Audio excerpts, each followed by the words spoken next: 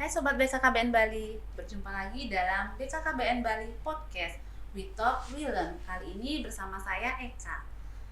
Sobat BKKBN Bali, seperti yang kita ketahui, saat ini data menjadi sesuatu hal yang sangat penting dalam berbagai aspek kehidupan, terutama di organisasi ya.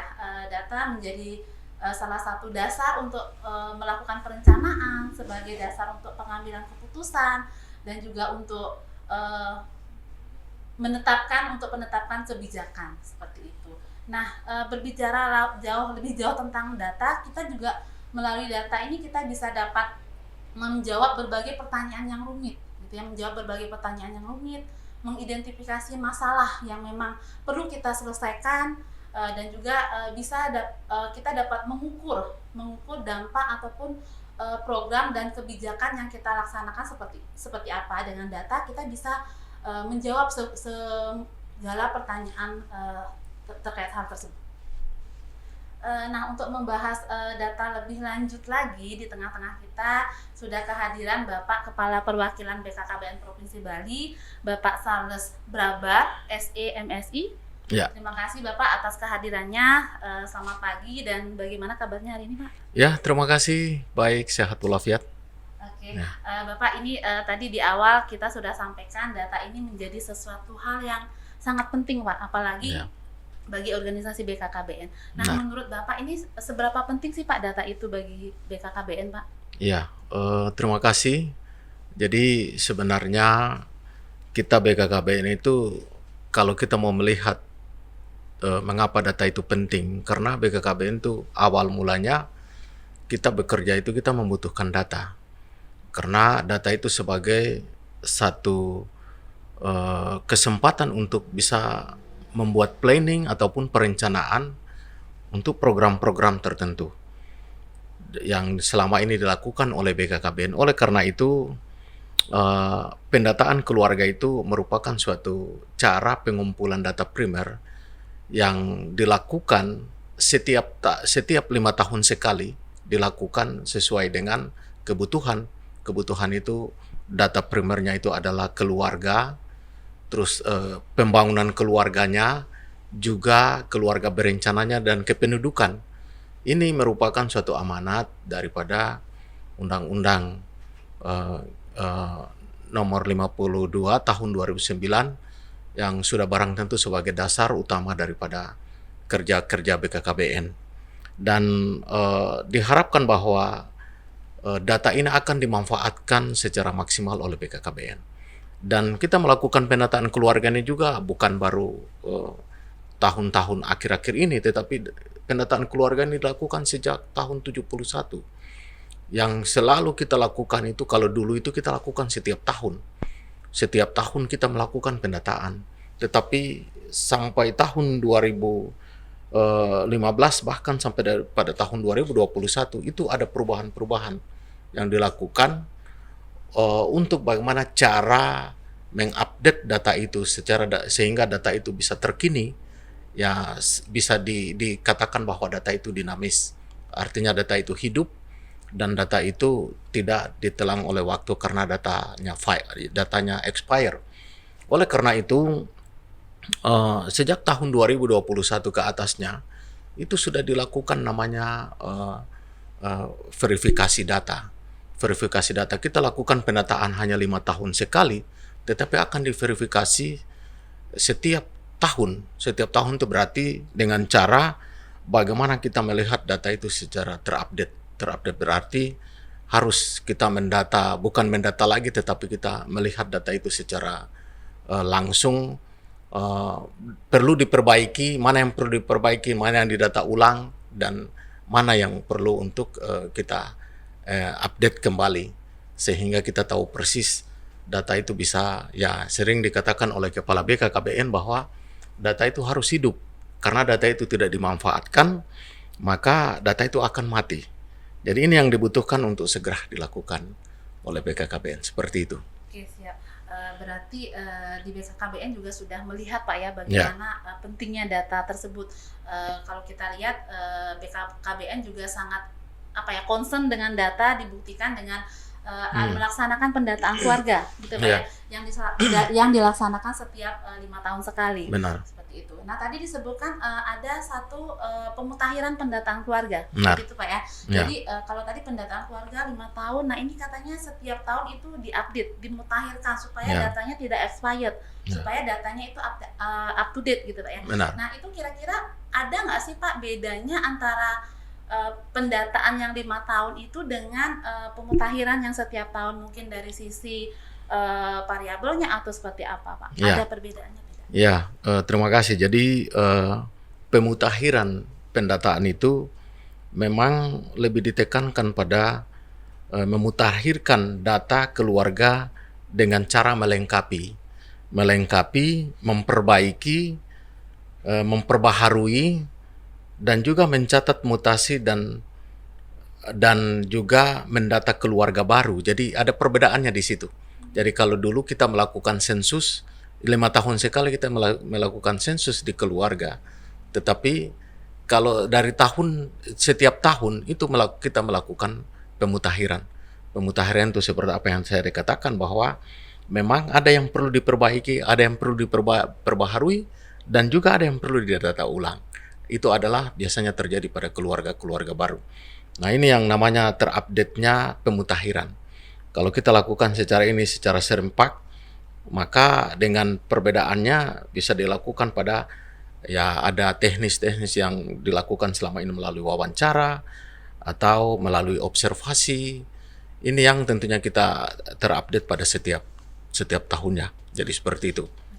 Berarti secara indikator, secara pertanyaan hampir sama, hanya saja mungkin metodenya metode sampelnya yang berbeda. Itu yang biasanya terjadi. Survei seperti itu ya. Betul. Nah, ini kalau kita kaitkan dengan sasaran, gitu ya, sasaran dalam pendataan keluarga ini siapa? Apakah semua keluarga atau dipilih hanya pasangan usia subur saja atau bagaimana? Ya, kalau kita di BKKBN sebenarnya kita itu melakukan pendataan pada keluarga.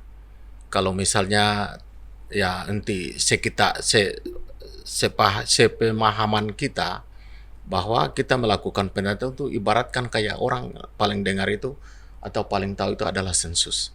Sensus berarti harus kita melakukan dari istilahnya kita melakukan door to door gitu. Berarti semua warga masyarakat ataupun penduduk itu harus dilakukan sensus. Tetapi kita di BKKBN 5 tahun sekali kita melakukan sensus. Berarti tahun-tahun berikutnya kita hanya terupdate-nya data terbaru seperti apa yang tadi kita lakukan pemutakhiran. Tetapi sebagai sasaran kita yaitu adalah keluarga yang perlu kita lakukan pendataan adalah suami istri atau suami istri dan anak. Jadi kita pengertian Undang-Undang Nomor 10 Tahun 1992 itu definisi keluarga itu seperti itu. Definisi keluarga itu adalah suami, keluarga terkecil itu adalah suami, istri, dan anak. Dan sebaliknya bisa istri dengan anak atau suami dengan anak atau bisa anak-anak. Jadi ini kan tergantung dari sebuah keluarga. Jadi bisa saja kita lakukan, ada yang paling spesial yang kita bisa lihat ada perbedaan dari data, apakah itu suami istri dan anak atau bisa anak-anak sendiri, dan juga biasa pada anak-anak sendiri berarti sudah kategori piatu dan keluarga piatu ya, katakanlah tidak ada orang tuanya. Dan juga ada yang nanti lebih spesifik lagi kita lakukan di pendataan itu adalah menyangkut nenek dan lain sebagainya, anggota keluarga. Jadi hal yang membedakan BKKBN punya data itu adalah kita itu berorientasi pada masalah data keluarga. Jadi keluarga, kalau kita mengenal di BPS itu data rumah tangga. Jadi kita BKKBN itu kita kakak. Kakak itu berarti suami, istri, anak, atau bisa istri dengan anak atau suami dengan anak atau anak-anak. Bahkan sampai yang tadi yang spesial kita bisa tambahkan itu adalah orang-orang terdekat di dalam anggota keluarga.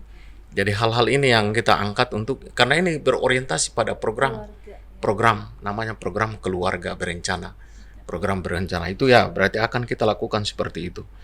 Yang kita lihat sampai hari ini ya memang BKKBN itu tidak pernah keluar daripada konsistensi datanya sebagai data keluarga. Saya kira itu. Berarti konsepnya itu adalah keluarga. Betul, gitu ya, keluarga. Bapak. Jadi keluarga unit terkecil dalam masyarakat. Ya. Jadi konsep pendanaan adalah keluarga. Nah, inilah yang dilakukan updating di setiap tahunnya, apakah ada perubahan, apakah ada mutasi gitu Pak ya, mutasi. Benar.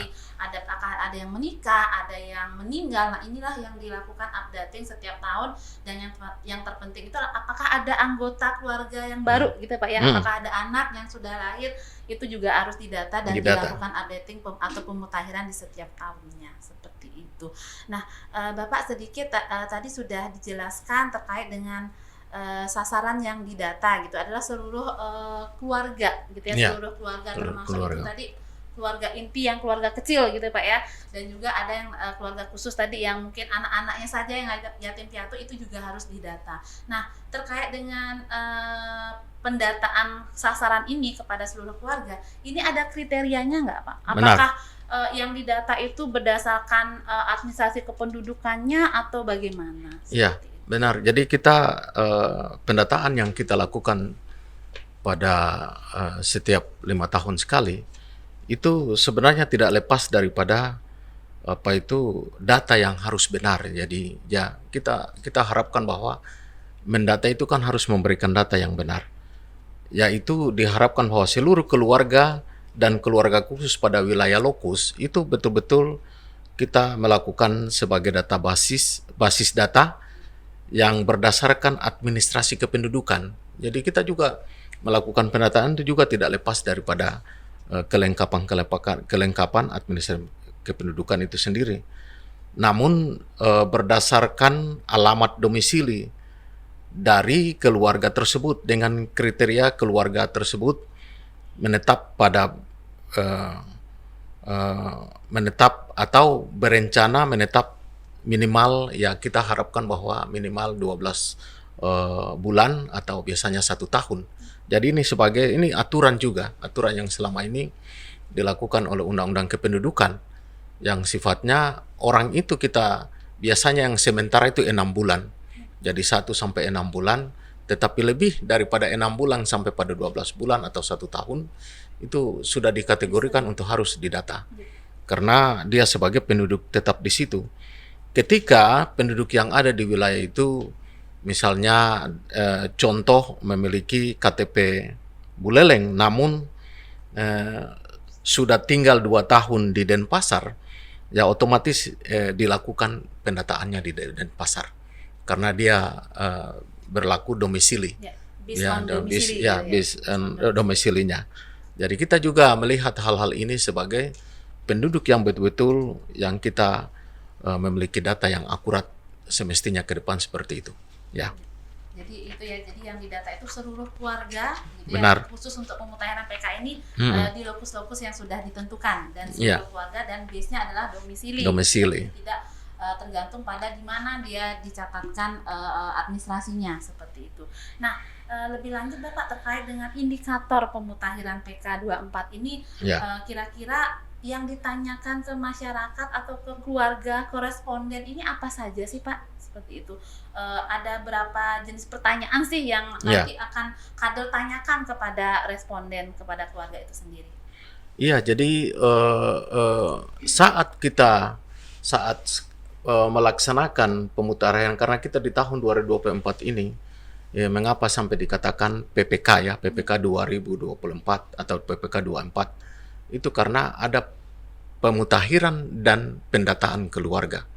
Berarti kita melihat data-data yang selama ini kita mutahirkan setiap tahunnya, dan juga kita mendata lagi dengan lokus-lokus yang tadi kita sudah ditetapkan, untuk lokus-lokus yang tentunya dilakukan. Oleh karena itu ada 3 blok yang akan dilaksanakan, 3 blok sensus yang kita akan laksanakan oleh kader pendata keluarga, di antaranya untuk diketahui oleh teman-teman podcast yang kami hormati, bahwa yang pertama itu adalah blok kependudukannya. blok kependudukan, terus yang kedua adalah blok keluarga berencana, dan ketiga adalah blok pembangunan keluarga. Jadi ini masih berkisaran pada yang namanya Bangga Kencana. Jadi kita lakukan blok ini agar supaya bisa lebih detail untuk bagaimana kita memperoleh data yang semestinya, karena ini menyangkut kependudukan, ke pembangunan keluarganya, dan juga keluarga berencananya. Karena ini nanti akan berindikasi pada kerja-kerja kita di BKKBN, lingkup BKKBN, yang menyangkut ibangganya dan prestasi pelayanan keluarga berencananya, berindikasi pada akseptor-akseptor yang akan kita selama ini kita lakukan, atau keluarga-keluarga yang kita data, dan juga yang menyangkut dengan masalah kependudukannya. Karena kependudukan juga kan banyak hal yang kita lakukan di sana, seperti kampung KB dan lain sebagainya, rumah dataku. Itu contoh-contoh yang tentu kita sudah lakukan di dalam namanya blok pendataan itu sendiri. Jadi ada 3 blok berarti Pak ya. Ya. Jadi kira-kira ada blok kependudukan, keluarga berencana, dan pembangunan keluarga. Gitu ya. Jadi detailnya sudah pasti terkait, kalau di blok kependudukan sudah pasti Betul. terkait dengan identitas gitu dari masing-masing individu di dalam keluarga tersebut, seperti itu. Nah, kira-kira Pak, kalau tadi sudah dijelaskan nih ada beberapa indikator, ada beberapa 3 blok, pertanyaan ya. Dalam PK 24 ini gitu. Nah, ini ada nggak sih Pak perbedaan antara PK 24 ini dengan PK-PK sebelumnya? Apakah Iya. ada penambahan indikator atau bagaimana? Benar, jadi memang di tahun 2024 ini kita sedikit ada perubahan-perubahan yang tentunya sudah masuk sebagai aspek pembaharuan, pemutakhiran dan pendataan keluarga tahun 2024 ini.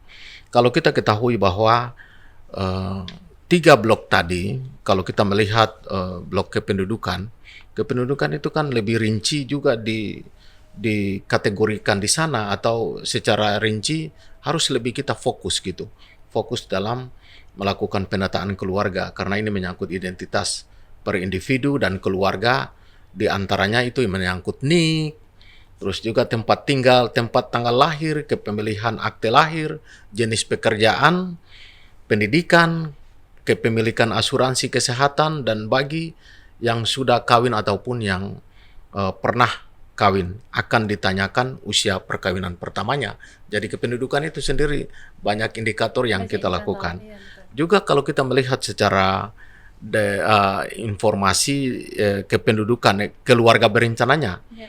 ada hal yang juga kita lihat di sana, yaitu dipertanyakan juga keluarga yang masih pus, juga dengan umur istri antara 10 sampai 49 tahun, dan juga terkait di dalamnya itu ada pertanyaan-pertanyaan seperti kita kenal berapa kali melahirkan. Ya. Dan ini juga kan menyangkut keluarga berencananya.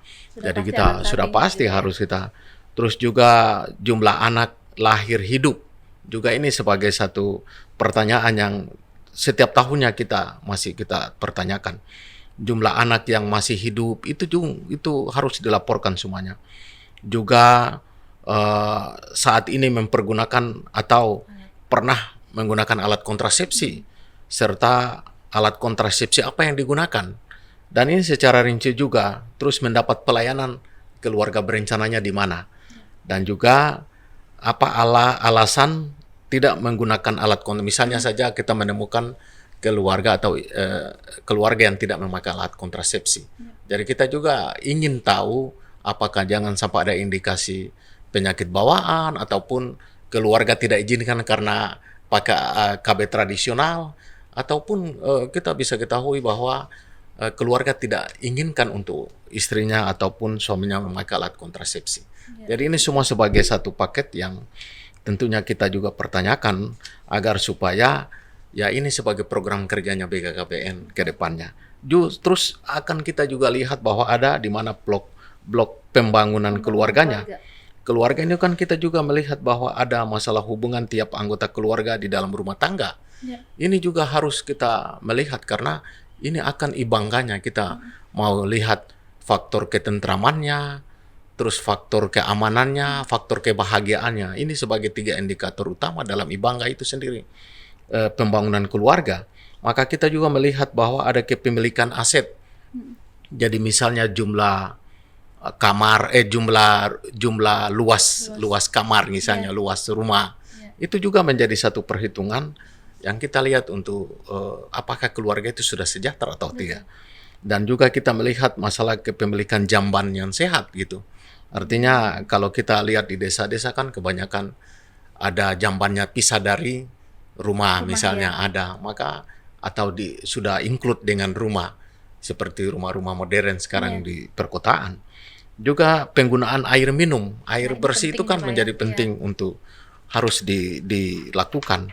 Kalau kita melihat semuanya ini menjadi satu bagian yang bagaimana menjamin pembangunan keluarga itu sendiri. Juga kondisi rumah dilihat dari atap, tembok atau lantai atau beralaskan tanah gitu. Itu sebagai konsep yang selama ini kita masukkan di dalam pendataan keluarga. Juga luas bangunan, jumlah individu yang tinggal di dalam rumah tersebut, misalnya jumlah anggota keluarga yang tinggal di dalam rumah itu. Jadi ini include dengan tadi data-data base kependudukannya.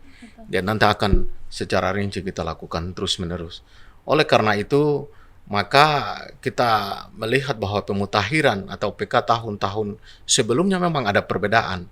Seperti kita melihat bahwa ada 5 kriteria yang untuk juga perbedaan itu dilakukan di tahun ini, yaitu ada faktor disabilitas disabilitas. Kita juga mendata orang-orang yang selama ini misalnya menyangkut disabilitas itu sendiri, sehingga menjadi satu catatan karena sekarang ini kan semua instansi dan lembaga menggunakan atau memberdayakan disabilitas, karena disabilitas ini kan penduduk sebagian di Indonesia yang kita juga perlu memperhatikan, karena kalau tidak perhatikan kan kapan lagi mereka juga menikmati negara itu sendiri dan juga pembangunan yang dilakukan. Oleh karena itu kita ada 5 kriteria.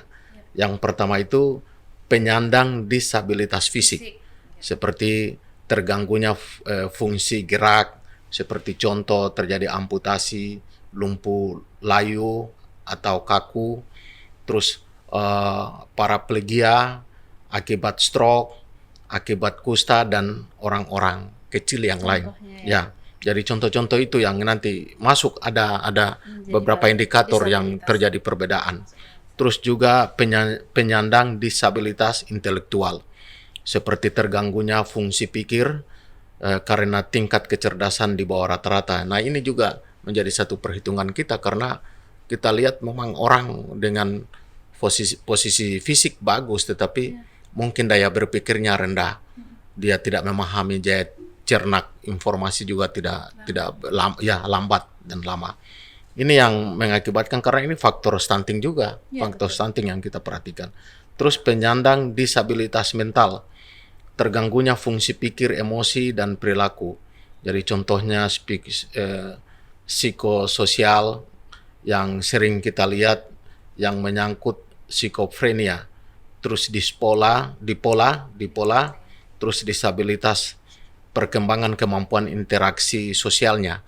Jadi banyak hal yang tentu kita lihat pada PPK tahun 2024 ini terjadi perbedaan. Terus juga kita melihat bahwa disabilitas ganda multi atau dikenal dengan multi.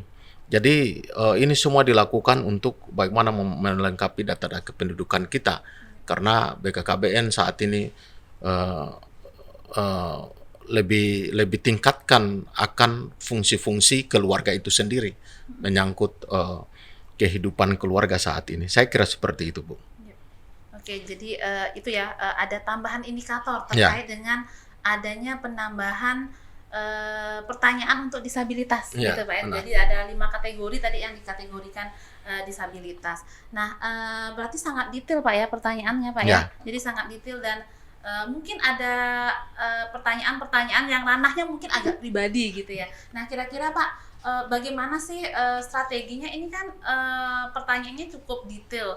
Kira-kira ini yang mendata ini siapa? Strategi BKKBN-nya supaya bisa mempertanyakan hal detail seperti itu, bagaimana sasarannya? Yang mendata ini siapa sebenarnya? Ya, yang melakukan pendataan. benar. Jadi kita boleh melakukan penataan, tetapi ya harus kita mempersiapkan orang-orang yang melaksanakannya.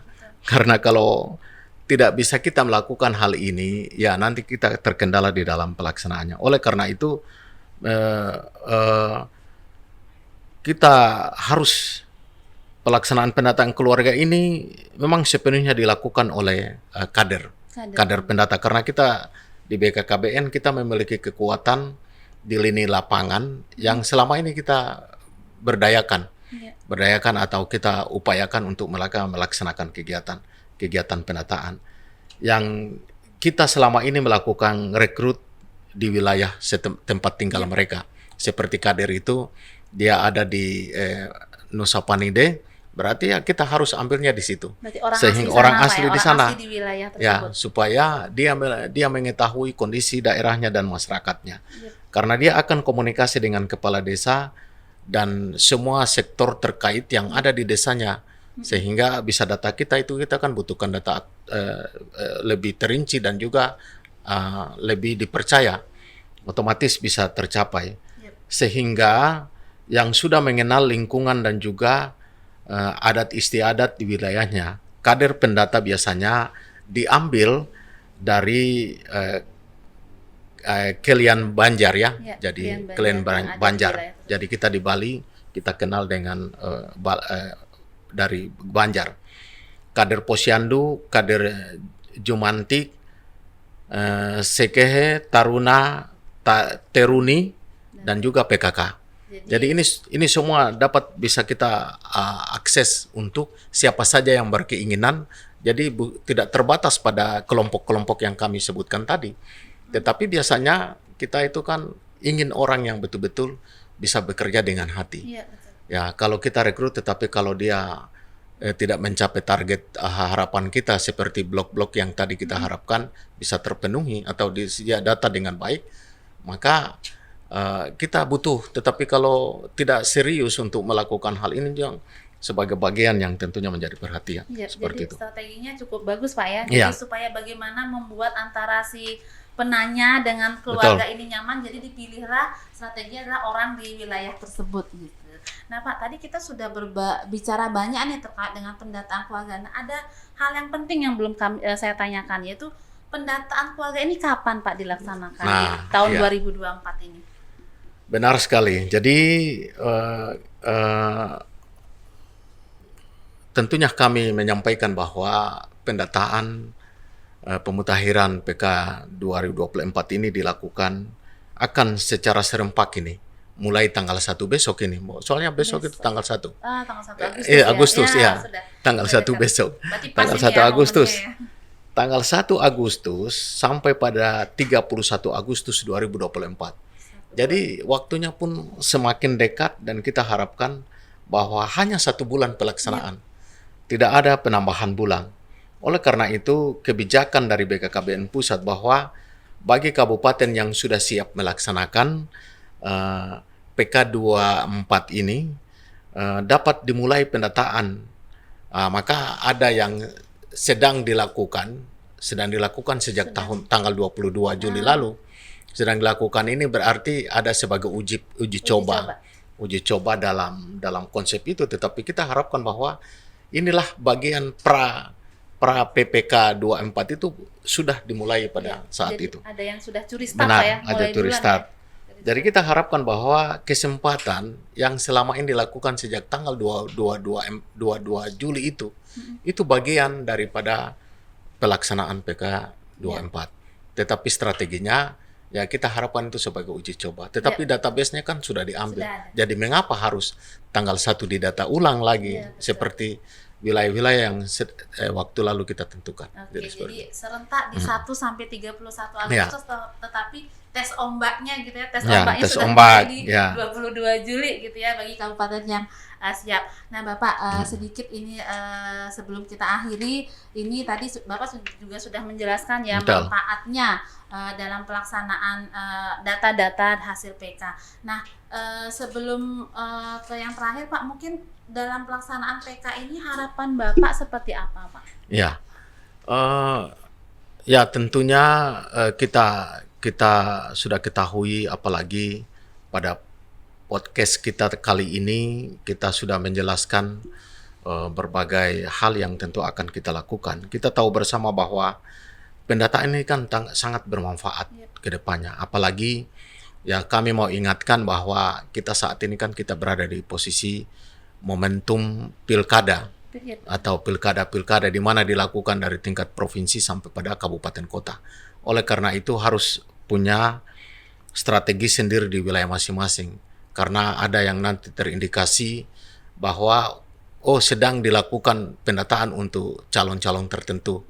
Jadi ini juga kita antisipasi oleh teman-teman pelaksana atau ibu-ibu kader yang tadi kita rekrut agar supaya memberikan pemahaman bahwa ini adalah program pelaksanaan pendataan keluarga. Makanya ada surat resmi yang kita kirim ke gubernur dan juga kepada para bupati, PJ bupati maupun PJ wali kota atau wali kota untuk ini ditindaklanjuti sehingga tidak terjadi image suatu ketika kader-kader ataupun teman-teman PLKB, PKB melakukan pendataan. Karena ini kita berada di posisi tahun politik. Oleh karena itu pendataan keluarga itu dipergunakan untuk perencanaan program. Jadi kita jelaskan bahwa data yang kita mau data ini ada untuk program 5 tahun ke depan.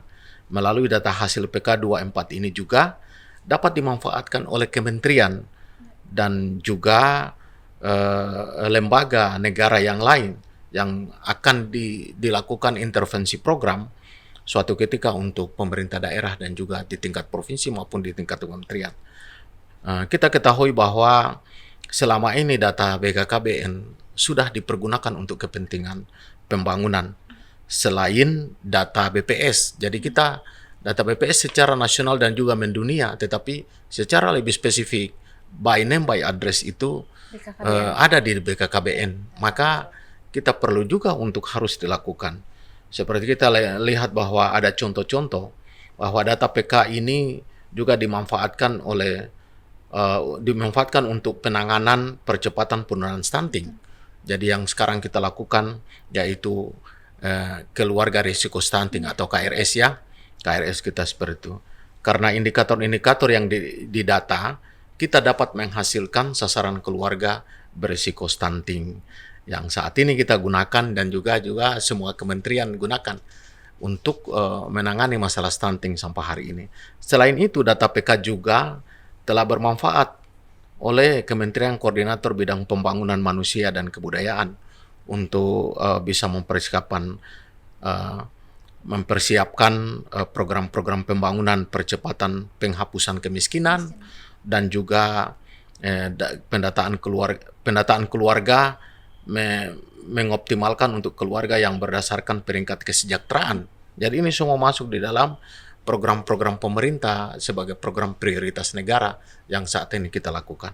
Oleh karena itu, harapan kami juga saat ini, kami berharap bahwa sudah pasti keluarga yang menjadi target dalam PPK 24 ini dapat terdata semua.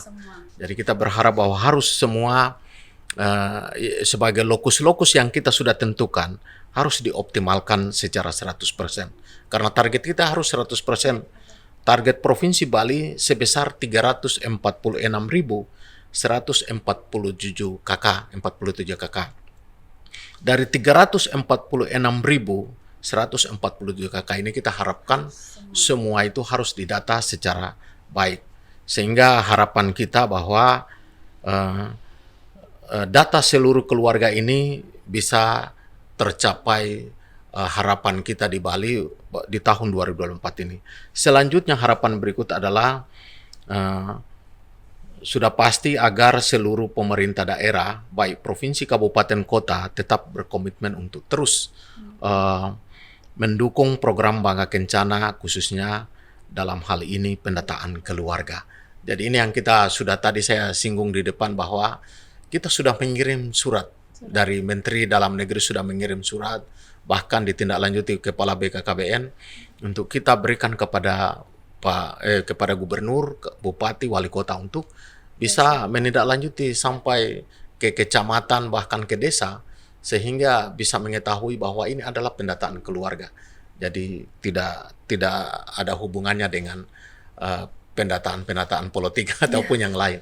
Artinya data kita ini kepentingan untuk program, tidak ada untuk mau pilkada ataupun lainnya. Dan untuk program untuk pemanfaatannya pada 5 tahun ke depan untuk RPJMN 2025-2029. Jadi BKKBN kita upayakan.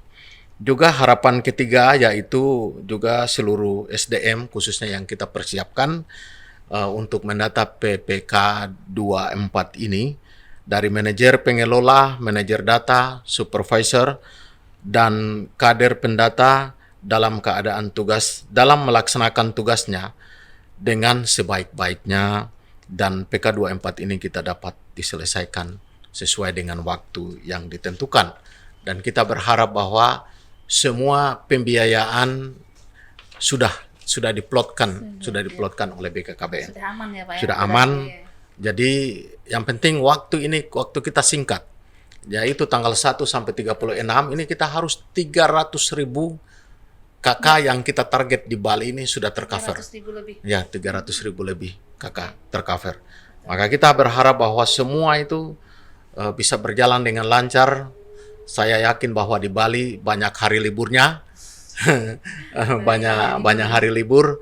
Jadi teman-teman yang pelaksana PK 24 ini harus kita sesuaikan di kita maksimalkan sehingga tanggal 1 sampai 31 Agustus 2024 ini bisa kita memperoleh data yang maksimal 31 Agustus Pak ya. 100%. Saya kira itu. Terima kasih. Mungkin terakhir Pak, pesan-pesannya terakhir untuk masyarakat di Bali gini terkait dengan pelaksanaan pendataan.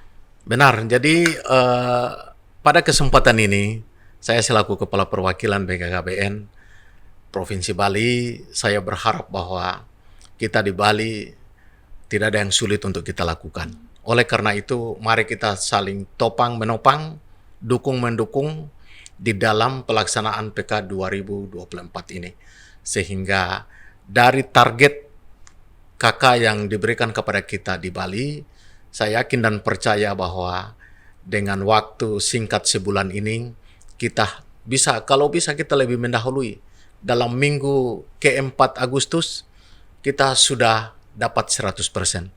Kalau tidak tercapai, nanti kita lihat bagaimana kondisi. Bali ini kesulitannya di mana gitu. Maka inilah kesempatan yang baik, Bapak Ibu semua teman-teman, kader, dan juga semua yang kita rekrut untuk sebagai emunerator. Mari kita singkingkan lengan, kita bergandengan tangan, dan kita lakukan yang lebih terbaik. Demikian, dan saya pokoknya semangat, saya sampaikan semangat untuk kita semua. Sehingga apa yang kita lakukan ini bisa sukses. Demikian, saya akhiri dengan Om Santi Om. Oke, terima kasih Bapak. Sangat seru sekali perbincangan kita. Jadi bagi masyarakat diingat ya, 1 sampai 31 Agustus kita akan melaksanakan pendataan keluarga. Jadi mohon terima kader pendata BKKBN dan berikan informasi data yang valid karena pendataan merupakan awal dari perencanaan. Itu Pak ya, pendataan adalah awal dari perencanaan. Demikian bincang-bincang kita kali ini dalam podcast BKKBN Bali. Sampai jumpa lagi dengan podcast berikutnya. Jangan lupa like, subscribe, dan follow medsos BKKBN Bali. Terakhir kita salam BKKBN Pak ya. Oke, salam BKKBN. Berencana itu keren.